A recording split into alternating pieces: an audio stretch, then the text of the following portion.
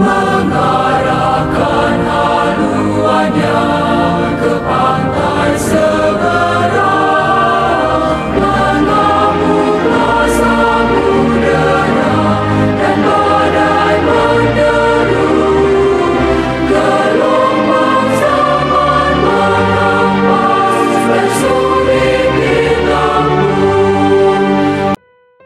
Selamat pagi, salam jumpa kembali dalam Inspirasi Sabda Keluarga Keuskupan Agung Medan, Sabtu 23 September tahun 2023. Marilah kita mendengarkan Injil Yesus Kristus menurut Lukas bab 8 ayat 4 sampai 15. Sekali peristiwa, banyak orang datang berbondong-bondong dari kota-kota sekitar kepada Yesus.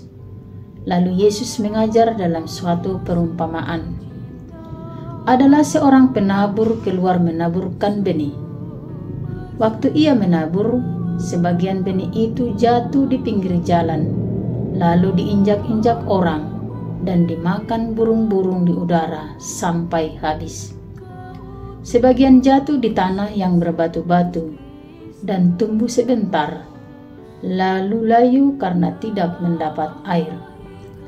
Sebagian lagi jatuh di tengah semak duri, sehingga terhimpit sampai mati oleh semak-semak yang tumbuh bersama-sama. Dan sebagian jatuh di tanah yang baik, lalu tumbuh dan berbuah 100 kali lipat. Sesudah itu Yesus berseru, "Barang siapa mempunyai telinga untuk mendengar, hendaklah mendengar." Para murid menanyakan kepada Yesus maksud perumpamaan itu. Yesus menjawab, "Kalian diberi karunia mengetahui rahasia kerajaan Allah, tetapi hal ini diwartakan kepada orang lain dalam perumpamaan, supaya sekalipun memandang, mereka tidak melihat, dan sekalipun mendengar, mereka tidak mengerti."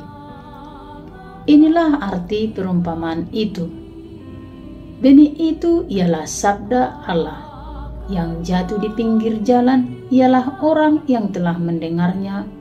Kemudian datanglah iblis, lalu mengambil sabda itu dari dalam hati mereka, supaya mereka jangan percaya dan diselamatkan.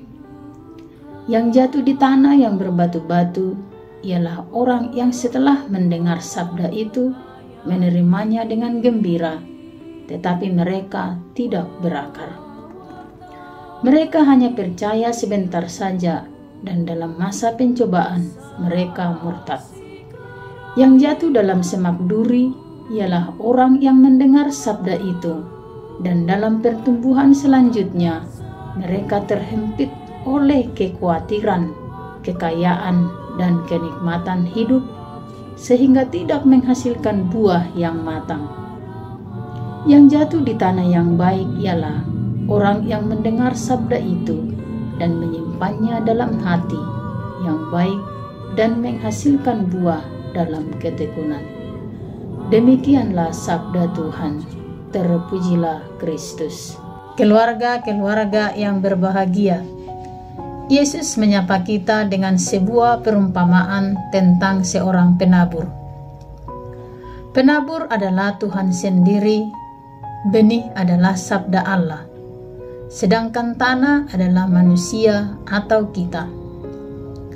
Kita masing-masing seperti tanah yang ditaburi oleh sabda Allah. Harapan Tuhan, sabda itu berkembang subur dalam hati kita dan dapat mempengaruhi hidup kita, sehingga kita menghasilkan buah kasih dan kebaikan bagi sesama secara berlimpah. Harapan Tuhan, iman kita semakin tumbuh subur dalam hati kita. Iman kita menjadi pelita yang menerangi setiap langkah hidup kita, sehingga tidak gampang dikuasai oleh kekuatan dunia. Iman dapat bertumbuh dan berkembang melalui sabda Allah yang kita renungkan dalam hidup kita. Keluarga-keluarga yang berbahagia, Namun kenyataannya dalam situasi kehidupan ini, ada orang dalam perjalanan hidupnya terjerat godaan jahat dan akhirnya imannya mati. Dunia menawarkan cara hidup serba instan, memiliki harta tanpa bekerja, menjadi juara tanpa belajar, seperti benih yang jatuh di pinggir jalan lalu diinjak orang, dimakan burung sampai habis. Keluarga-keluarga yang berbahagia, ada orang yang dalam hidupnya tidak pernah memupuk imannya, sehingga waktu banyak pencobaan dan hambatan, ia akhirnya kehilangan imannya. Seperti seorang pemuda atau pemudi yang cepat tergoda berpaling dari agamanya oleh karena memenuhi keinginan hidup semata. Suami istri ketika mengalami krisis dalam hidup berkeluarga memilih untuk bercerai tanpa memikirkan nasib anak-anaknya. Suami istri yang bercerai lebih taat pada hukum negara daripada hukum Allah yang menyatakan apa yang dipersatukan oleh Allah tidak boleh diceraikan oleh manusia. Semua ini terjadi karena sabda Allah tidak berakar dalam hatinya. Seperti benih yang jatuh di tanah yang berbatu-batu, tumbuh sebentar, lalu layu karena tidak mendapat air. Keluarga-keluarga yang berbahagia, ada orang yang hidupnya dihimpit kekhawatiran, kegelisahan, khawatir akan masa depan yang belum jelas, gelisah dan cemas dengan hal-hal yang sepele, sehingga imannya tidak berkembang, bahkan mati. Seperti benih yang jatuh di tengah semak duri, sehingga terhimpit, bahkan sampai mati oleh semak-semak yang tumbuh bersama-sama. Keluarga-keluarga yang berbahagia, sebagai pengikut Yesus, kita diharapkan menjadi tanah yang baik, yang selalu dipupuk, dirawat, dijaga, sehingga kasih Tuhan yang ditaburkan tumbuh subur dan menghasilkan buah.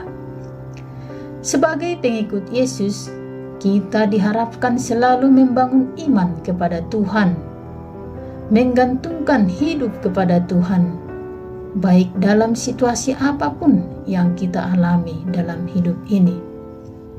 Sabda Yesus menjadi kekuatan iman hidup kita dalam perjalanan hidup kita.